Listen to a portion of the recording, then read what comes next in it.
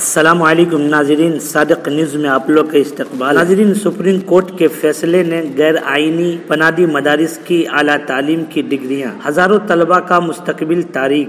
کیا نکل پائے گا کوئی راستہ؟ ناظرین، سپریم کورٹ کی طرف سے اتر پردیش مدرسہ بورڈ کی طرف سے دی گئی اعلیٰ تعلیم کی ڈگریوں کو غیر آئینی قرار دینے کے بعد تقریباً 25,000 طلباء کو جو اس وقت کسی اور تسلیم شدہ یونیورسٹی میں ان کورسز کو پڑھ رہے ہیں کو ایڈجسٹ کرنے کا مطالبہ کیا جا رہا ہے۔ ریاستی حکومت نے یہ بھی کہا ہے کہ وہ اس معاملے کے تمام قانونی پہلوؤں پر غور کرنے کے بعد کوئی راستہ نکالے گی۔ نومبر کو ایک حکم میں سپریم کورٹ نے 5 کامل اور فاضل کی ڈگریوں کو گریجویشن اور پوسٹ گریجویشن ڈگریوں کے مساوی کو اتر پردیش مدرسہ بورڈ کی طرف سے دی گئی غیر آئینی قرار دیتے ہوئے کہا کہ یہ university grants commission UGC act سے متصادم ہے۔ ٹیچرز ایسوسی ایشن مدارس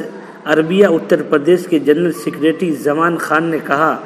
کہ عدالت کے فیصلے سے ہزاروں موجودہ طلباء کے لیے مشکل صورتحال پیدا ہو گئی ہے، کیونکہ بورڈ اب ان کورس کے امتحانات منعقد نہیں کرے گا۔ سپریم کورٹ کا حکم سپریم کورٹ ہے، سپریم کورٹ کا حکم سپریم ہے،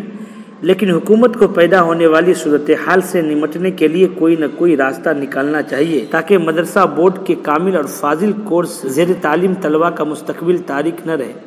انہوں نے اتوار کو PTI کو بتایا کہ اقلیتی بہبود کے وزیر اوم پرکاش راج بھور نے کہا حکومت یقینی طور پر سپریم کورٹ کے حکم کا مطالعہ کر کے اور اس کے مختلف قانونی پہلوؤں پر بحث کر کے کوئی راستہ نکالے گی۔ اس سوال پر کہ کیا مدرسہ بورڈ کے کامل اور فاضل کورسز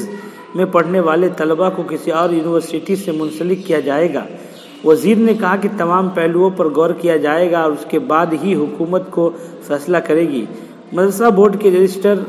RP سنگھ نے کہا کہ اس وقت بورڈ کے زیر انتظام کامل اور فاضل کورسز میں تقریباً 25,000 طلباء زیر تعلیم ہیں اور حکومت جو بھی فیصلہ کرے گی اس پر عمل کیا جائے گا۔ دریں اثنا مدرسہ بورڈ کے سابق رکن قمر عالم نے کہا کہ بورڈ کی کامل ڈگری کو گریجویشن کا درجہ حاصل تھا اور فاضل کی ڈگری کو پوسٹ گریجویشن کا درجہ حاصل تھا، لیکن اس سے قبل بھی انہیں مقابلہ جاتی امتحانات میں شرکت کے لیے تسلیم نہیں کیا جاتا تھا۔ ان ڈگری ہولڈرز کو صرف مدارس میں ہی ملازمتیں ملے گی، جو سپریم کورٹ کے حکم کے بعد ختم ہو گئی ہے۔ مارچ 2024 کے الہ آباد ہائی کورٹ کے حکم کو کالعدم قرار دیتے ہوئے اسے غیر آئینی قرار دیا۔ اعلیٰ تعلیم سے متعلق دفعات